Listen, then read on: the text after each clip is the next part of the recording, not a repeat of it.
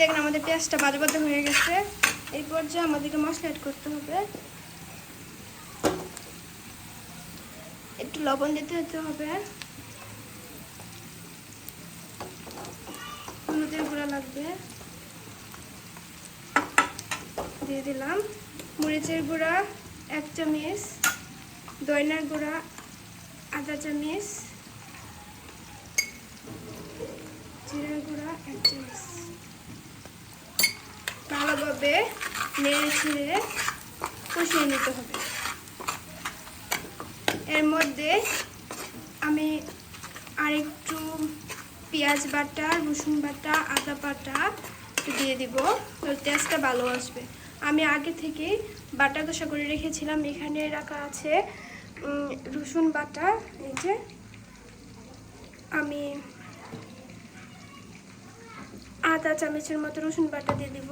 এই যে দেখেন রসুন বাটা দিয়ে দিলাম। আমি পেঁয়াজ বাটা দিয়ে দিব, পেঁয়াজ বাটা দিয়ে দিলাম। এটা হচ্ছে পেঁয়াজ বাটা। পেঁয়াজ বাটাটা দিলে তরকারিটা ভালো টেস্ট আসে। আর এটা হচ্ছে আদা বাটা।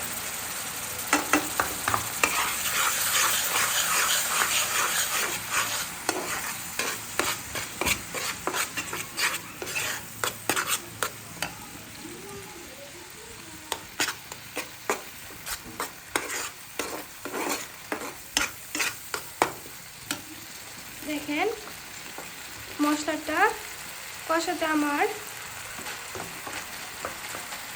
2 থেকে 3 মিনিট সময় লাগবে। আমি পেঁয়াজ বাটা একটু বেশি করে দিলাম। আমাদের বাসায় সবাই পেঁয়াজ বাটাটা বেশি পছন্দ করে তরকারির মধ্যে। আপনারা চাইলে পেঁয়াজটাকে একটু দিতে পারেন। এভাবে অবশ্যই চিংড়ি পোনা ট্রাই করে দেখবেন, খুবই মজা, খুবই মজা, মাশাআল্লাহ। আমরা চিংড়ি বোনা করার সময় আমরা সবসময় এইভাবে বোনা করে খাই। এইভাবে বোনাটা আসলে অন্যরকম। পেঁয়াজটাকে ভালো করে ভেজে নেন, মশলাটাকে ভালো করে কষিয়ে নিতে হবে।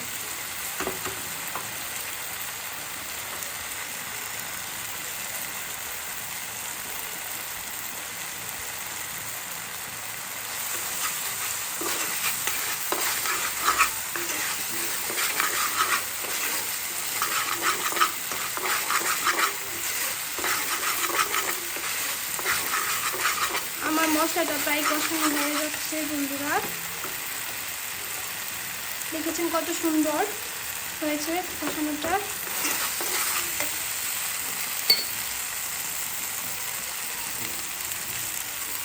একটু মরিচের গুঁড়ো দিলাম।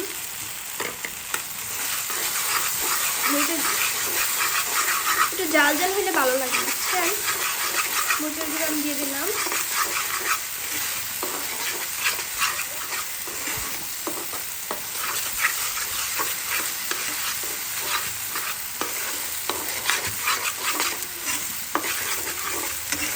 বাগানোটা হয়ে গেছে। এখন একটু পানি অ্যাড করে দিতে হবে।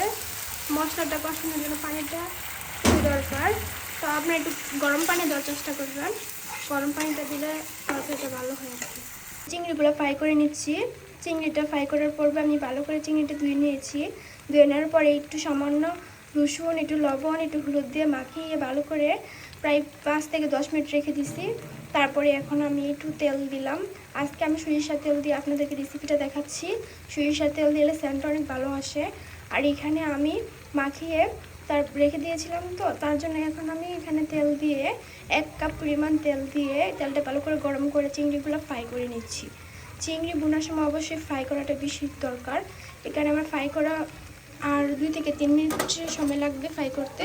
মোটামুটি হয়ে গিয়েছে। চিংড়িগুলো উল্টে দিচ্ছি।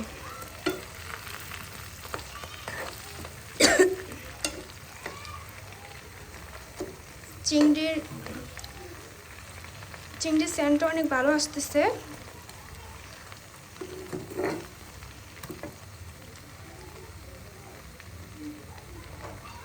চিংড়িগুলো ভাজা হয়ে গেছে, আমি এখন তুলে নিচ্ছি। চিংড়িগুলো আমরা ফ্রাই করতে 5 থেকে 10 মিনিট সময় লাগছে। তুলে নিলাম সবগুলো চিংড়ি।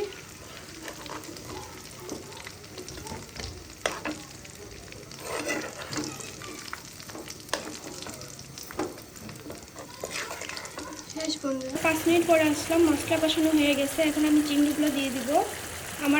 আমি মাত্র চিংড়িগুলো ভেজে নামাইছি, আপনাদেরকে দেখাইলাম। এখন আমি চিংড়িগুলো দিয়ে দিলাম। বিসমিল্লাহ। দেখেন আমার চিংড়িটা একটুকু পুড়ে নাই, খুব সুন্দর হয়েছে ভাজাটা। মশলাটা খুব ভালোভাবে কষানো হয়ে গেছে। এখন এর মধ্যে আমি চিংড়িগুলো আস্তে আস্তে রেখে দিয়েছি। হ্যালো গাইস, দেখেন এখন আমি চিংড়িগুলা 5 মিনিটের মধ্যে দমে রেখে রাখবো। 5 মিনিট পরে আবার চলে আসলাম। এখন আমার চিংড়িটা হয়ে গেছে। এখন আমি চিংড়িটা নামিয়ে নিব। নামানোর পর্বে একটু ধনিয়া পাতা, একটু কাঁচামরিচ দিয়ে দিলাম। মাশাআল্লাহ, আমার চিংড়িটা রান্না করতে প্রায় 20 থেকে 25 মিনিট সময় লাগছে। আপনারা অবশ্যই বাসায় এরকম করে ট্রাই করে দেখবেন। এত সুস্বাদু চিংড়ি বোনাটা হয়েছে, আপনাদের বলে বোঝাতে পারবো না। অবশ্যই দেখবেন, আর বেশি বেশি করে আমার চ্যানেলটাকে সাবস্ক্রাইব করে রাখবেন। আর আমাকে কমেন্ট বক্সে জানিয়ে দিবেন যে চিংড়িটা বোনাটা কেমন হয়েছে। খুবই ভালো হয়েছে মাশাআল্লাহ, আমার কাছে অনেক ভালো লাগছে। চিংড়ি বোনাটা এত ভালো হয়েছে, আমার তো এখনই খেতে ইচ্ছে করছে। সবাই ভালো থাকবেন, সুস্থ থাকবেন। আল্লাহ হাফেজ।